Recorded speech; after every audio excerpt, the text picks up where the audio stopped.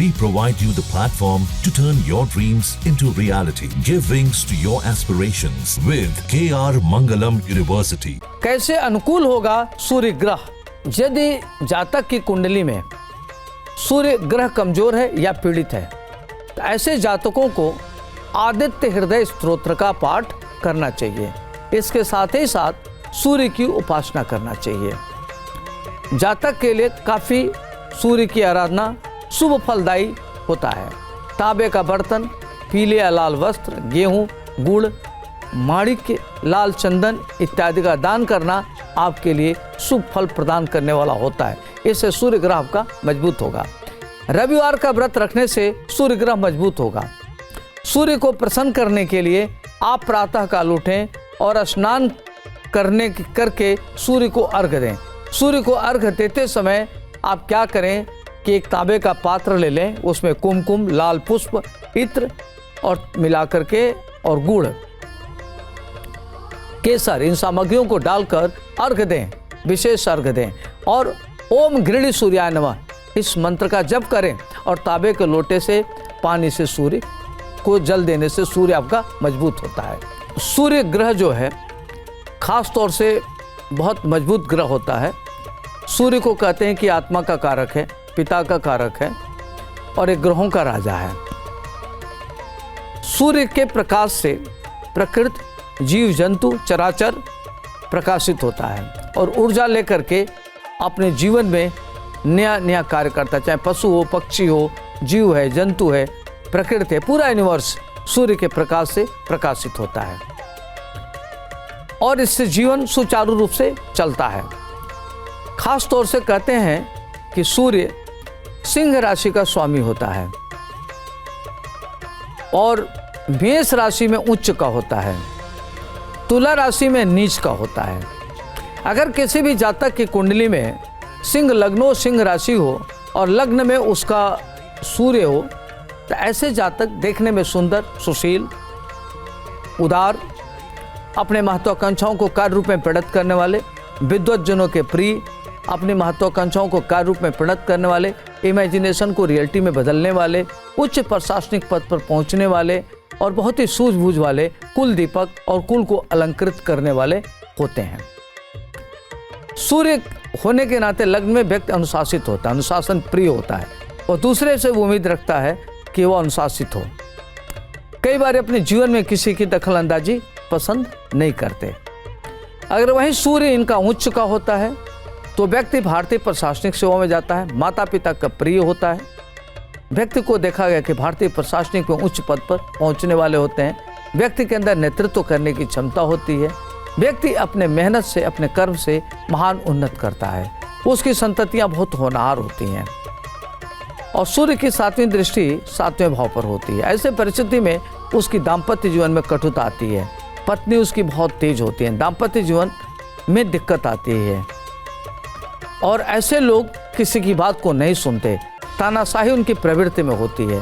वो तानाशाही से कोई समझौता नहीं करते, लिबरल नहीं होते, अनुशासित होते हैं, त्वरित निर्णय लेने वाले होते हैं। एक बार जो निर्णय ले लिया। तो सूर्य की विशेष भूमिका होती है व्यक्ति को आगे बढ़ने में।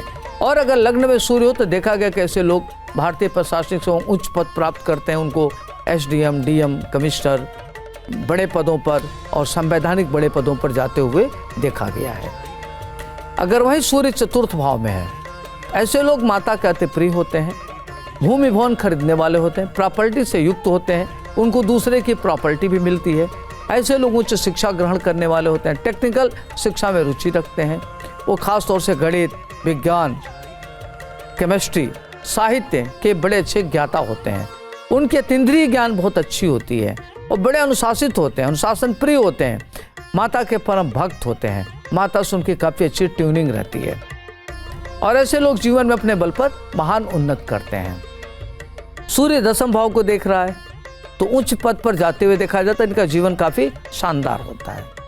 वहीं अगर 7वें भाव में सूर्य बैठा हो तो 7वें भाव में सूर्य बैठा हो तो व्यक्ति की पत्नी तेज होती है, वह सरकारी नौकरी उच्च पद को प्राप्त करने वाली होती है और अपने घर परिवार को लेकर चलने वाली होती है, अपने माता पिता की प्रिय होती है और वह दोनों पक्ष का चाहे वह पिता पक्ष का हो चाहे पति पक्ष का हो, दोनों पक्ष का सम्मान भाव से आदर करने वाली होती है, दोनों को सम्मान भाव से लेकर चलने वाली होती हैं और अपने घर परिवार को आगे बढ़ाती हैं। समाज में उनका बहुत बड़ा योगदान होता है। ऐसे जातक या जातिका समाज में, साहित्य में, राजनीति में काफ़ी आगे बढ़ते हैं। उनका अपना एक अलग सोच होता है, उस सोच को प्राप्त करके रहते हैं और उसको इम्प्लीमेंट करते हैं। अगर उन्होंने कोई कल्पना कर लिया तो कल्पना को यथार्थ में बदलने में उनको देर नहीं लगती। वहीं अगर दसम भाव में सूर्य हो तो दसम भाव में सूर्य पिता का प्रिय, राज सत्ता का कारक होता है। ऐसे लोग राज सत्ता में को प्राप्त करने वाले होते हैं, बड़े पद पर पहुंचते हैं, इंडस्ट्री इत्यादि खोलते हैं और इनके अधीन बहुत सारे लोग कार्य करने वाले होते हैं। और इस तरह से देखा गया कैसे लोगों को प्रबल राजयोग होता है। तो जीवन में लोग महान उन्नत करते हैं और पिता के बहुत ही प्रिय होते हैं। तो देखा जाए तो सूर्य काफ़ी आगे बढ़ाता है। अब हम बात करेंगे कि सूर्य के साथ अगर राहु बैठा है तो आपकी कुंडली में ग्रहण योग बन गया।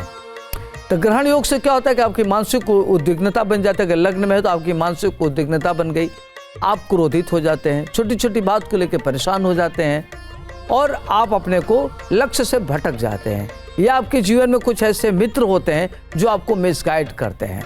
तो ऐसे परिस्थिति में आपको अपने मित्रों से दूर होना चाहिए। अपने घर के जो माता पिता हैं, जो आपके शुभेच्छु हैं, उनकी बात का पालन करना जरूरी है और लक्ष्य से न भटकें, उसके लिए आप सूर्य की आराधना करें, आदित्य हृदय स्तोत्र का पाठ करें, प्रातः काल उठे तो माता पिता के चरण स्पर्श करें। इससे अपने लक्ष्य को प्राप्त करने में सफल रहेंगे। अगर वहीं सूर्य के साथ राहु चतुर्थ भाव में बैठा है, केतु बैठा है, तो आपको माता का कष्ट मिलेगा। माता से आपके वैचारिक मतभेद रहेंगे।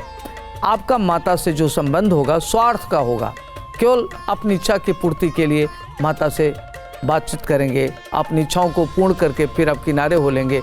तो धोखा न दें। ऐसे परिस्थिति में माँ का प्रिय होना, माँ पर तो भरोसा करेगी, आप उनसे धोखा दे देते। तो आप माँ के साथ अच्छा भाव रखिए और माता की बात को सुनिए और किसी भी बात को लेकर के मिसगाइड न होइए। ऐसे परिस्थिति में आप महान उन्नत कर सकते हैं। लेकिन जब सूर्य राहु होता है तो आपकी नेगेटिव थॉट बढ़ जाती है। जो बात बिगड़ने वाली हो तो आपको अच्छी लगती है और जो बात बनने वाली होती है आपको खराब लगती है। तो आपको अपने आचरण में, व्यवहार में, सोच में बदलाव की जरूरत है। अगर वास्तव में आप उन्नत करना चाहते हैं तो परिवार के प्रति डेडिकेटेड होइए, माता की बात को सुनिए, क्योंकि प्रथम गुरु माँ होती है। अब माँ को कभी उसकी बातों को इग्नोर न करें। वही सप्तम भाव पत्नी भाव होता है। पत्नी भाव में अगर सूर्य राहु या केतु बैठ गया तो आपका दाम्पत्य जीवन खराब हो जाता है। आपके मन में निगेटिव थॉट आ जाती है, आप खुद निगेटिव सोचते हैं, दूसरों के बारे में निगेटिव सोचते हैं। इससे आप अपनी बनी बनाई जीवन को खराब कर लेते हैं। ऐसे परिस्थिति में आपको सूर्य की आराधना करना चाहिए, आदित्य हृदय स्तोत्र का पाठ करना चाहिए, पत्नी के प्रति डेडिकेटेड होना चाहिए, पत्नी की बात को सुनना चाहिए। अगर आपको कोई अच्छी बात कहता है तो उसकी बात को मानना चाहिए। तानाशाही रवैया से दूर रहना चाहिए, क्योंकि सूर्य तानाशाही का कारक है। वह किसी का अधीनता स्वीकार नहीं करता, किसी का अधीन नहीं रहता, कन्विंस नहीं होता, वो जो सोचता है वही करता है।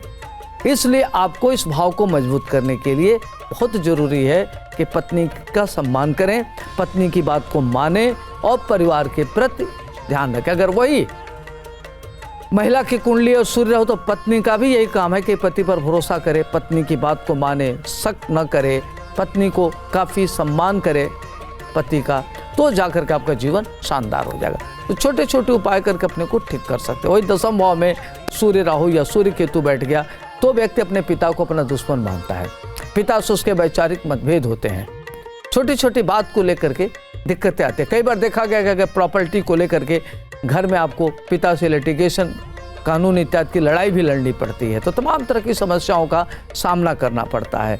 तो इसमें आपको क्या करना चाहिए कि प्रातः काल उठें, पिता का सम्मान करें, पिता के प्रति कभी भी नकारात्मक सोच न रखें। पिता जो कहे वो आपके नज़र में भले ही गलत हो, वो समझिए कि पिता का आदेश है, उसका पालन करिए, तो निश्चित रूप से आपका सूर्य मजबूत होगा और आप आगे बढ़ेंगे। तो इस तरीके से छोटे छोटे उपाय करके अपने जीवन को शानदार बना सकते हैं। आज के लिए इतना ही, मुझे दीजिए इजाजत। आपका दिन शुभ हो, मंगलमय हो। नमस्कार।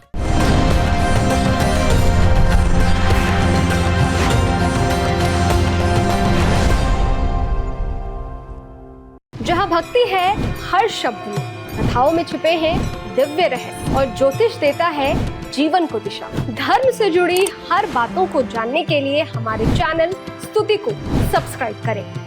चैनल पर जाने के लिए इस लिंक पर क्लिक करें।